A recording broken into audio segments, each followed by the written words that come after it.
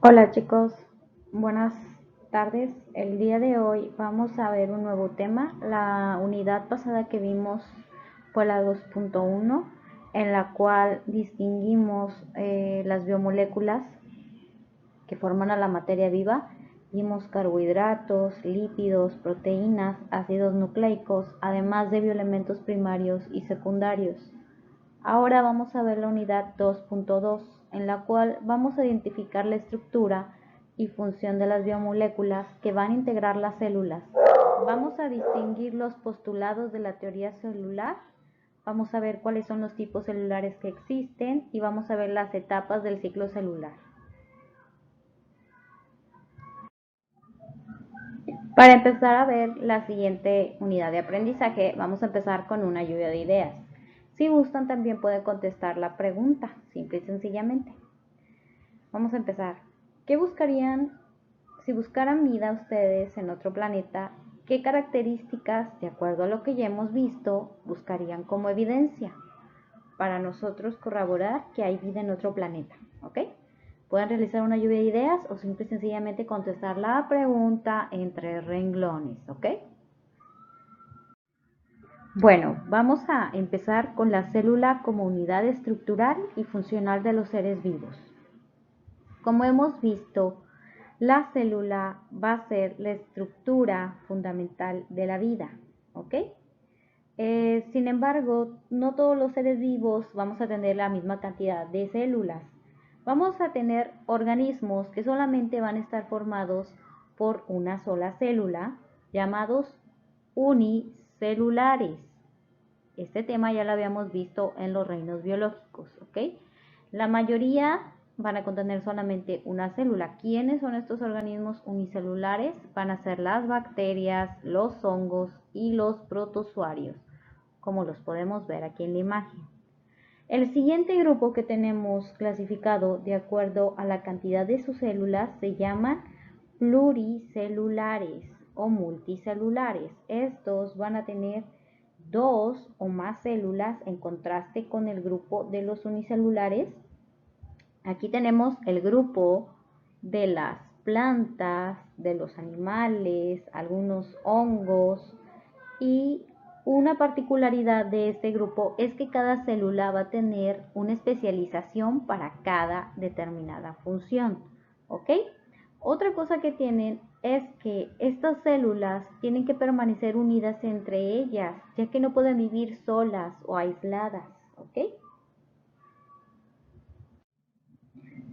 También vimos que los organismos también se dividen en dos tipos de células diferentes. Por ejemplo, vamos a tener organismos que son procariontes, que significa que no poseen un núcleo. Y también vamos a tener organismos eucariontes, que son aquellos que sí presentan un núcleo. Aquí podemos ver una célula de un organismo eucarionta, una célula eucariótica, y una célula procarionta. Aquí si vemos, no tiene un núcleo establecido como el que tiene la célula eucarionta. Bueno, antes de entrar a ver en esta unidad el grupo procarionte y eucarionte, vamos a ver algunas de las características que poseen en común estos dos grupos. Para empezar, estos dos grupos poseen una membrana plasmática que, como habíamos dicho, tiene que estar formada de lípidos y es una bicapa. Esta membrana plasmática en los dos organismos va a regular la entrada y la salida de sustancias en el interior y exterior, es decir, protege a mi célula. También tenemos el citoplasma. Tanto procariontes y eucariontes van a poseer un líquido viscoso que se encuentra en su interior y es ahí donde suceden los procesos metabólicos. También cuentan con un material genético, el ADN o ARN como material genético, y va a ser la información que va a determinar las características del organismo.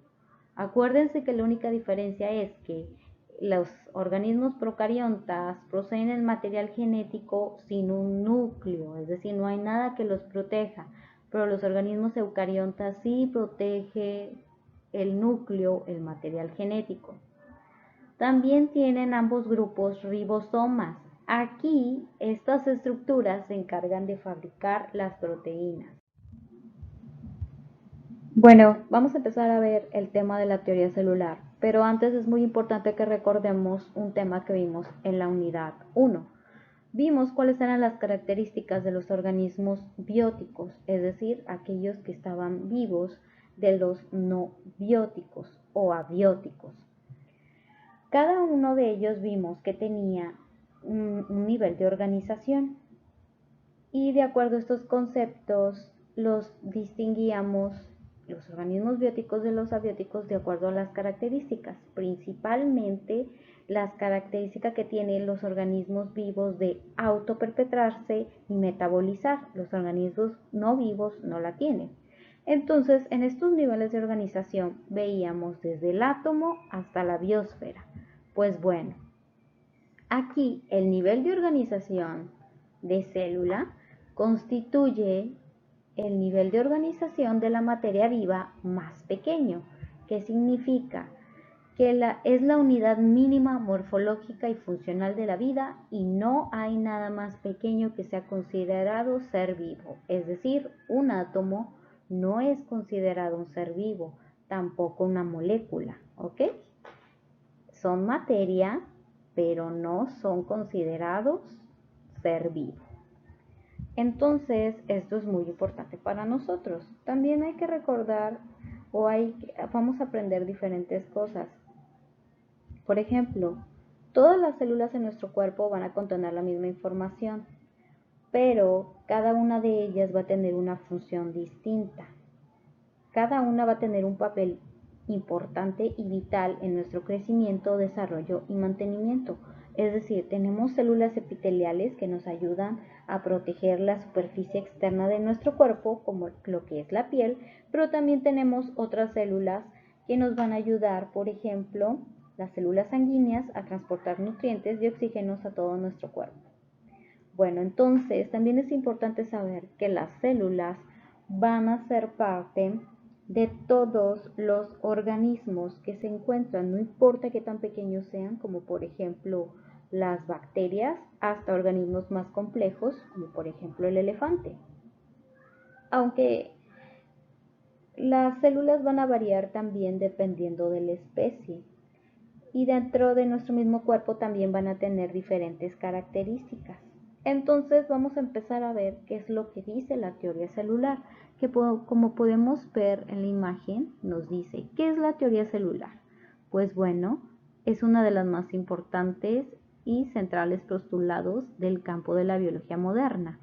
Plantea que absolutamente todos los seres vivos vamos a estar compuestos por células, ¿ok? Entonces vamos a tener aquí unos principios celulares y también 3 postulados. Los principios que van a regir la teoría celular los vamos a ver en la siguiente diapositiva, al igual que los 3 postulados. Pero entonces, ¿en qué va a consistir esta teoría celular? Pues vamos a entender que todas las formas de vida van a estar basadas en la célula. Desde esta perspectiva nos permite entender la gran diversidad celular que existe. Entonces, como les decía, las células van a variar dependiendo de la especie, dependiendo de su función. Entonces, existen demasiados tipos de células. Bueno, aunque ahorita nos parece muy obvio que los organismos estamos compuestos de células, hace cientos de años pues no era algo tan fácil de reconocer, ¿verdad? Entonces, el proceso pues tomó un largo tiempo y el desarrollo de diferentes tecnologías, por ejemplo, el microscopio fue de gran ayuda para descubrir las células, ¿verdad? En 1665, Robert Hooke fue el primero en acuñar este término. ¿Qué es lo que hizo él? Él estaba observando bajo un microscopio simple un corcho y llegó a observar pequeñas estructuras a las cuales él se les hacía parecida a las celdas, entonces decidió llamarle células, ¿ok?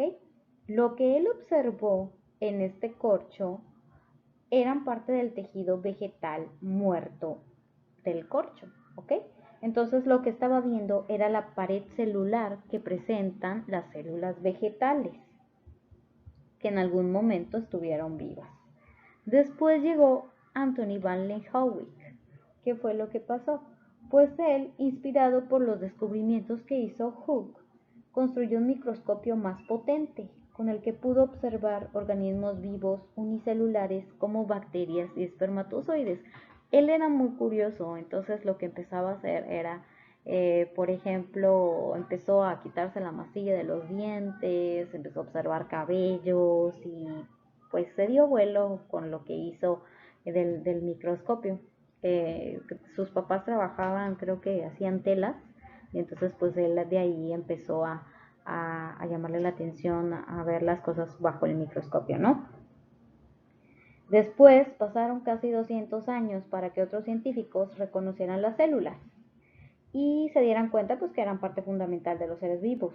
En 1830, el botánico Matthias Schleiden y Theodor Schwann postularon que todos los tejidos vegetales y animales estaban compuestos por células, ¿ok? Y estos eran los postulados que ellos obtuvieron, que la unidad estructural de los seres vivos es la célula y que la unidad funcional de todos los seres vivos, tanto de plantas y animales, pues también iba a ser la célula. Después llegó Rudolf Virchow. Rudolf Virchow llegó a la conclusión de que todas las células deberían de provenir de otras células, ¿ok? Entonces todas estas ideas pues revolucionaron la forma en la que se veía la vida en aquella época, porque acuérdense que antes pensaban que los organismos se generaban de la nada y aquí ellos llegaron en su tiempo a revolucionar esto. A partir de los descubrimientos de Robert Hooke, Anthony van Leeuwenhoek, Matthias Schleiden, Theodor Schwann y Rudolf Virchow, se hicieron los postulados de la teoría celular. Esto dice que todos los seres vivos vamos a estar compuestos por una o más células, ¿ok? Va a ser la unidad morfológica de los organismos, ¿ok? Segundo postulado dice que la célula va a ser la unidad fisiológica de los seres vivos, es decir, que las funciones vitales van a ocurrir dentro de ella o en el entorno de las células. Número 3. La célula va a ser la estructura mínima de origen y herencia de nosotros los seres vivos. ¿Qué quiere decir esto? Que las células van a provenir de otras preexistentes. Bueno, aquí vamos a tener los tipos de células que existen, ¿ok? Bueno, yo normalmente represento la célula como un circulito porque es más fácil hacerlo, pero las células tienen diferentes formas, ¿ok? Dependiendo de su función y de su especialización. Obviamente pues lo vamos a representar en un circulito porque es más fácil para mí, que no sé dibujar. Entonces aquí pueden ver los tipos de células que existen. Bueno, en este dibujo podemos ver una representación de una célula. Como podemos ver de acuerdo a los postulados y como dicen, todas las funciones vitales se van a realizar dentro de ella o a su alrededor o en el entorno, ¿ok?